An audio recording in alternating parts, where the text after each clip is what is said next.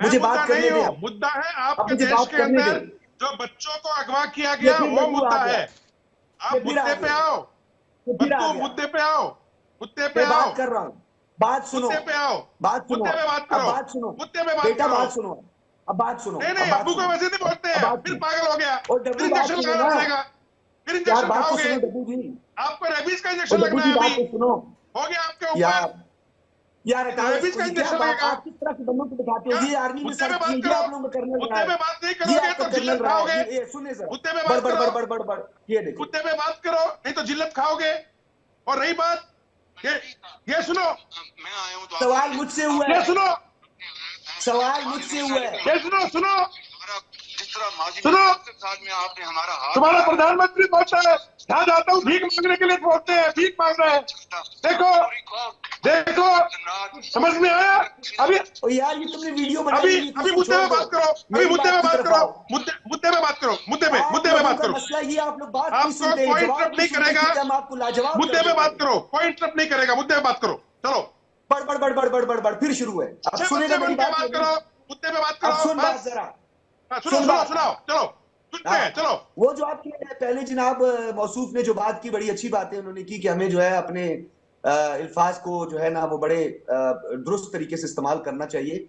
और उन्होंने कहा कि जब भुट्टो को फांसी लगी तो क्या मैं यानी सजाद बुखारी जिंदा था? बिल्कुल उस तरह था मैं 70s में, जिस तरह आपके गांधी का कत्ल हुआ था, वो जिस तरीके से हिंदू इंतहा पसंदों ने उनको कत्ल किया था, इसी तरीके से आप भी उस टाइम जिंदा नहीं थे। और जब भुट्टो को ये पहला जवाब तो मैं आपको ये दे दूं। दूसरी बात जो आपने मुझे बताया ना, दिल की जो आपने भड़ास निकाली है, तो मैं आपसे ये सवाल पूछना चाहता हूं। मैं आपके पास तो ना नाम है, ये आपका जो दो रुकनी बेंच था जिसमें जस्टिस अबे ओका और जस्टिस ओजल थे, जिन्होंने तमिलनाडु के चीफ मिनिस्टर की कारकर्दगी पर सवाल उठाए, और मिस्टर सट्टाई जिसको आप लोगों ने जेल में डाल दिया सिर्फ इस बात पर कि उसने सोशल मीडिया पर आप लोगों पे तनकीद की थी। डॉक्टर सज्जाद, आज का आपको पता है टॉपिक क्या है? नहीं डॉक्टर सज्जाद, मैंने जब आपसे सवाल पूछा है, देखिए डॉक्टर सज्जाद, मैंने अब मेरी बात सुनिए, मैंने जब आपसे सवाल पूछा है, आपने सवालों पे कोई जवाब ना दे करके आप सीधा इधर से उधर डीरेल करते हैं मुद्दों को। मत डीरेल करिए, जवाब दीजिए कि सिवाज सर भी काफी देर से इंतजार कर रहे हैं और मैं अमजद जी के पास भी जाऊंगी, जल्दी से सर। आपको क्या टेंशन लगी हुई है? हमारे कोई यूट्यूबर गायब नहीं हुआ है, कोई एक यूट्यूबर भी हमारा गायब नहीं हुआ है। मनगढ़ंत कहानियां ना सुनाएं, मनगढ़ंत कहानियां।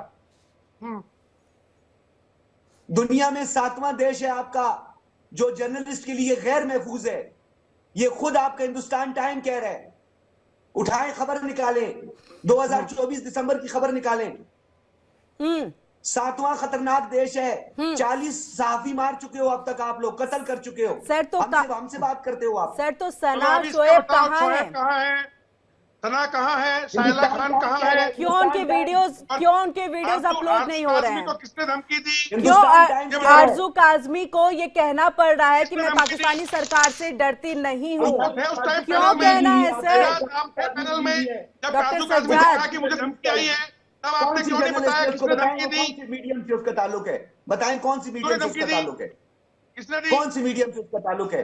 किसने धमकी दी? आरजू काजमी आपके साथ डिबेट में थी उस दिन, किसने धमकी दी उसको? शागिर्द रही है वो, कल तक मेरी शागिर्द रही है। तोहेब ने दिखाया कि हमारे पीओके में और गिलगिट में आटा तक नहीं है, उसने अपनी फंड से आटा खिलाया वहां लोगों को। तोहेब ने दिखाया कितना डेवलपमेंट है भारत में।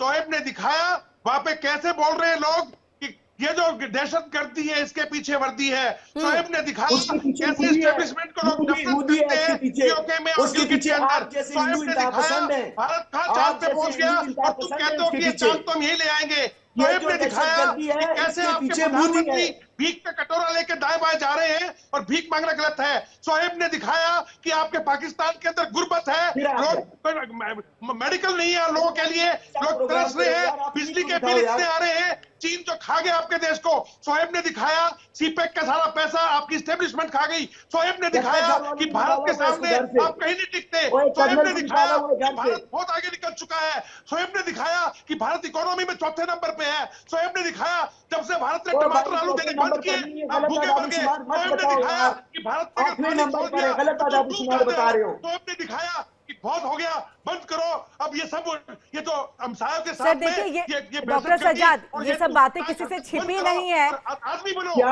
ये सब बातें किसी से छिपी नहीं है। अगर आप इस बात को मानेंगे नहीं तो वो बात जो है वो झूठ नहीं हो जाएगी, सच्चाई वो सच्चाई ही रहेगी। ठीक है, मेजर जनरल ए के शिवाजी के पास जाएंगे। जी डॉक्टर सज्जाद, ऐसे करके बातें करता है, इसको एथिक्स ही नहीं है, इसको लगता है। डॉक्टर सज्जाद देखिए, बातें किसी से छिपी नहीं है कि यूट्यूबर्स कहाँ हैं, कैसे हैं और किस हालात में हैं। कितना उन्होंने मोदी जी की तारीफ की है, कितना उन्होंने भारत की तारीफ की है। आपके ना कह देने से चीजें, सच्चाई जो है वो छुपेंगी नहीं। मेजर जनरल ए के शिवाजी, आपके पास हम आएंगे। देखिए, कोई भी सवाल डॉक्टर सज्जाद से अगर हम पूछ रहे हैं पाकिस्तान के परिप्रेक्ष्य में, तो वो ना कहते हुए वो भारत की तरफ सीधा सवाल जो है वो खड़े कर दे रहे हैं। आपसे ये जानना चाहेंगे हम कि अभी की जो पाकिस्तान की स्थिति है, जो पत्रकारों की स्थिति है, क्योंकि देखिए मुझे इसको लेकर के एक गुस्सा आ रहा है, इस बात के लिए क्योंकि मैं खुद उस बिरादरी से, मैं खुद पत्रकार हूं। अगर मेरी अभिव्यक्ति पर, आजादी पर अगर अंकुश सरकार लगाएगी तो मैं नाराज होंगी, और वही चीज देखिए पाकिस्तान में है। अगर पाकिस्तान में पत्रकारों पर इस तरह के अत्याचार होंगे तो क्या वहां पर अब सिर्फ एक तरह से हिटलर वाला राज जो है वो चलेगा? वैसे चलता तो अब तक यही आया था, लेकिन यही थे जो सच्चाई बता रहे थे। और खास तौर से एक वीडियो जो यहां पर डिलीट किया गया, जो बहुत ज्यादा सर्कुलेट भी हो रहा है कि मोदी साडा शेर है, उसे डिलीट कर दिया गया। अर्थ क्या निकल रहा है, मायने क्या निकल रहे हैं?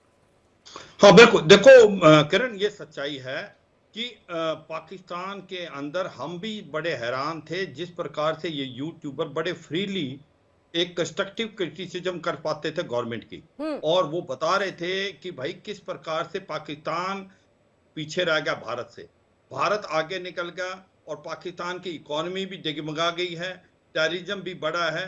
और उन्होंने ये साफ सुथरे शब्द में बताया, इसकी वजह कोई और नहीं, पाकिस्तान अपने आप है।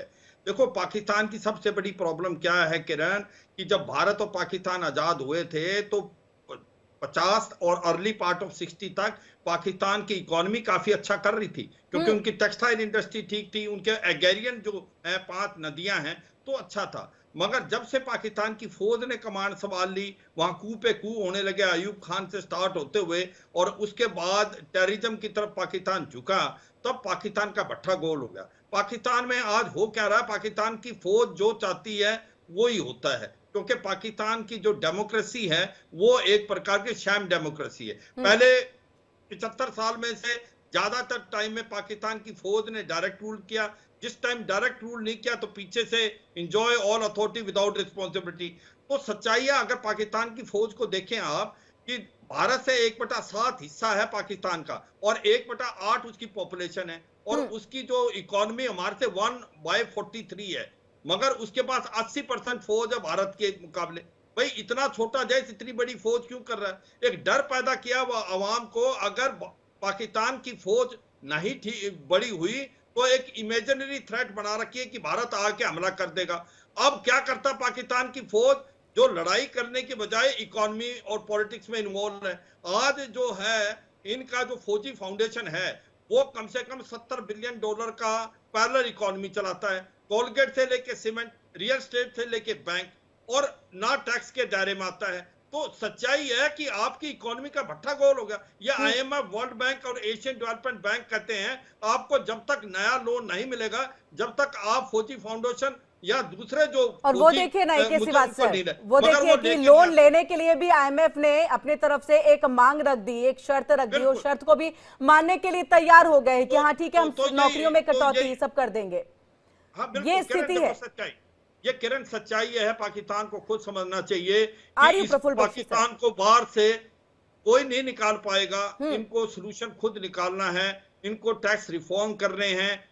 जो पाकिस्तान की फौज है उसको बॉर्डर पे जाना है या अपने कैंप में, अगर वो दखल अंदाजी करेगी पॉलिटिक्स में तो हर देश का ऐसा हाल होगा। अगर आप नवाज शरीफ को देखें, उसके ऊपर इतने केसेस लगाए थे पुरानी गवर्नमेंट में, इमरान खान की में, और वो फिर बाहर निकल गए, अब वो सारे केस निकल गए, अब वो इमरान खान पे लगा रखे केस, कल को इमरान खान है उनके ऊपर बिल्कुल। लोकतंत्र कहाँ है पाकिस्तान में? लोकतंत्र है ही नहीं, डेमोक्रेसी है ही नहीं, एक भी लोकतांत्रिक सरकार जो है अपने 5 साल पूरे ही नहीं कर पा रही है। वहां की आर्मी है वही बस चले जा रहे। ठीक जी सर, प्रफुल्ल बख्शी साहब आप कुछ कहना चाह रहे हैं? जब तक आपका फ्री नहीं होगा, जिस देश का मीडिया फ्री नहीं है वो देश के अंदर डेमोक्रेसी नहीं रह सकती। और क्रिटिसिज्म कंस्ट्रक्टिव लेने के लिए आपका बड़ा दिल होना चाहिए किसी देश में, और ये पाकिस्तान में ज्यादा लागू है। हम यही प्रे करेंगे कि ये जितने भी 50 के करीब यूट्यूबर हैं ये सेफ हैं, इनके साथ कुछ नहीं हुआ, इनके आने वाले टाइम में वीडियो आए, ये हमारी एक प्रकार भगवान से प्रेयर है कि ऐसा होना चाहिए, क्योंकि जब आपकी प्रेस को दबा दिया तो फिर कुछ नहीं होगा। ये सच्चाई है। डॉक्टर सज्जाद अपनी बात को ठीक है एक ही बात सर,